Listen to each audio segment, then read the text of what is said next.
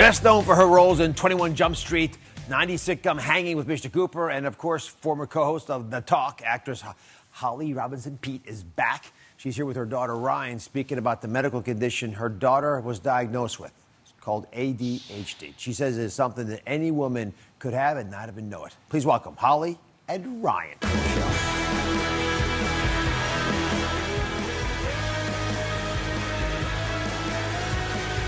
Oh my goodness. I know, remember this one? A little. How are you? Hi. You look How are beautiful. you? Great to see you. Good to see you. Hi. Well, you're as beautiful as I would have predicted from your mom. I made her. I know, isn't it incredible? Yeah. You know, I say that to my wife all the time, and she says, "You don't make children." I said, "Well, I think you do, actually." And you take credit for it. Hey, come closer, cuddle up a little bit. You're so far away there. But I love seeing moms and daughters, and I love when they are doing things that are really important. So I appreciate you coming on the show today. I know what we're going to discuss is not easy, but it's important. So God bless Totally you. important, and I'm so glad that Ryan agreed to share her story publicly because I think it's really going to be helpful. So let's get into this a little bit. So Rodney Jr., your son, was diagnosed with autism, and you've been very public about that and talked about how it's a gut shot. It takes some work. But we've not talked about Ryan. And Ryan, at age 14, I understand, you started having issues that led to a diagnosis. Tell us about it. What was going on? Well, when I was younger, I had a lot of issues with paying attention in school, and I often would struggle with completing tasks, and just overall, I was very spacey, and for a long time, I beat myself up over these things that I had that were going on, and then finally, we finally got a ADHD diagnosis, and everything kind of cleared up for me. You were age 14 when you had the diagnosis. Yeah. Was it a good thing or a bad thing? Did you feel relief that I actually have the word for what I'm going through? It's not just me, or did you feel upset that you had a diagnosis you had to deal with? I was relieved because I was able to give a name to what was going on. You know, I would beat myself up for being super spacey and not being able to keep up with the kids that were in my class in school, and then when I finally got that diagnosis, it felt like a weight off of my shoulders because I was like, okay, I have ADHD. I know what's going on. These are things that I can control. I can stop beating myself up now and go on with my life and figure out a way to navigate it. Holly, she's very well spoken. Well, thank you. Just- I'm going to take all the credit today. You should. You should. This role was not as clear at the time anyway. No. There are all these different activities Ryan was involved in. You know, you wrote it up, I've chalked it up, I got it to quirky behavior. Quirky, that's just Ryan. She's, spacey Ryan, whatever. And you're juggling Rodney Jr. at the same time. Yeah, so that's her twin brother. Yeah. And I've been here to talk about our advocacy for autism. So here I am, Miss Autism Mom out there, totally missing these signs for ADHD. Totally missing that. And, talk about beating yourself up. I beat myself up a little bit because I didn't see it. Ryan has been super twin sister, like the best twin sister ever, always advocating for her brother. And because she was the typical twin, or so we thought, the neurotypical twin, she kind of didn't catch a break. It was always about RJ. So when I started seeing this behavior present itself in her, I didn't know what to think. She couldn't complete tasks. I would say, clean your room, do this, that, and the other, and she just couldn't, put it all together. And well, how so? I mean, not cleaning your room is pretty common. Right. So when you start to do something and then you stop it, or you cannot complete the task, it was constantly redirecting. And then when I would go to her and say, Ryan, why aren't you doing this? She would sob and go, I don't know. I don't know why I'm not doing this. And so these were the signs that we saw. And, I was relieved as well because I felt like, okay, Ryan has a reason why these are things she couldn't help. Yeah. And, ma'am, and as parents, you want to just do the best for your kids, right? You just want to make them happy and everything. And I just felt badly because I felt like Ryan kind of suffered and white-knuckled her way through most of her adolescence. So Ryan, what should people know about what you're going through, about ADHD?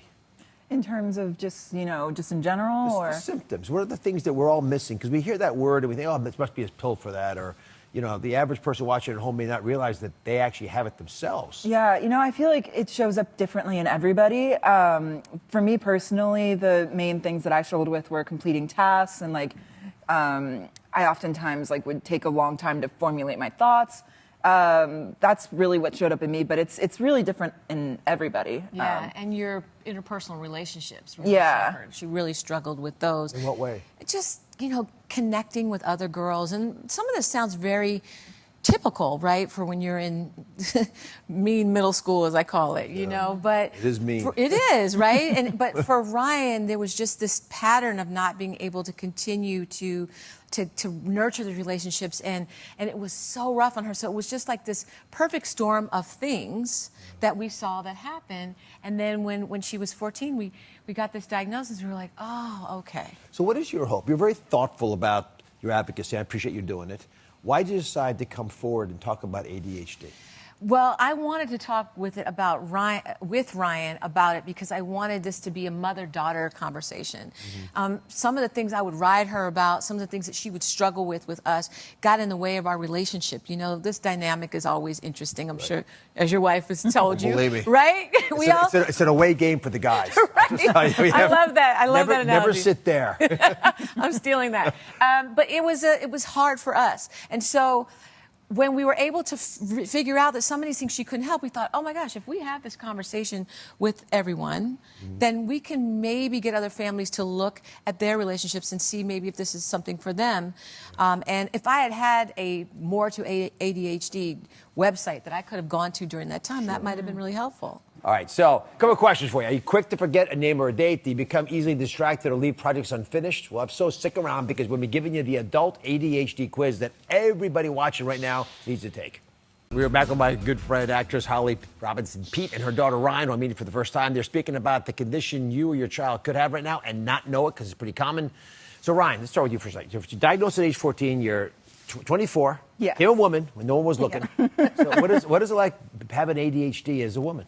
Well, when I first got that diagnosis, like I said, everything really cleared up, and I was able to navigate my life in a much clearer way. When I started applying for colleges, I made sure to choose SAT and ACT optional schools and more like art schools and stuff, and places that I knew would cater to my ADHD brain. And I also make sure to surround myself with people that totally understand my ADHD and the way my brain works as well. Is there a silver lining? Are there things that your brain can do that mere mortals can't? I mean, I don't know. I feel like I would be nice. I mean, I've definitely embraced the fact that I'm a little bit more spacier than others, but it would be nice to be a little bit more organized in my brain. But yeah. She has your smile. That's perfect. But yeah, I have really just kind of made my life cater to my ADHD brain. You've adjusted. Yeah.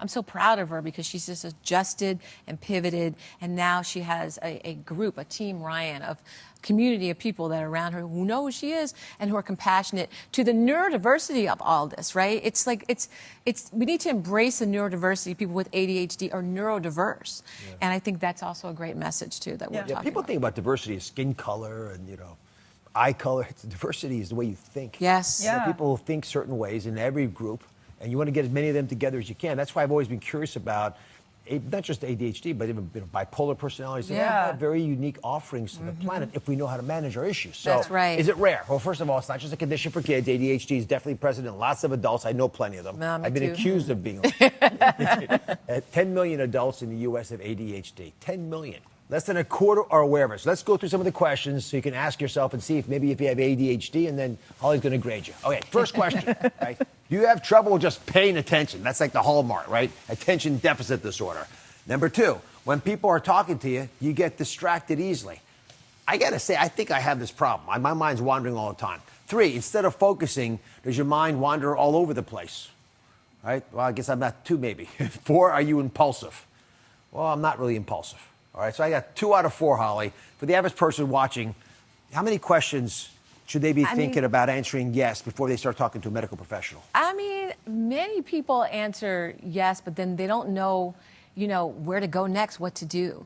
If you go to moretoadhd.com, you can check out some more information about it, get some more answers. But you should talk to your doctor.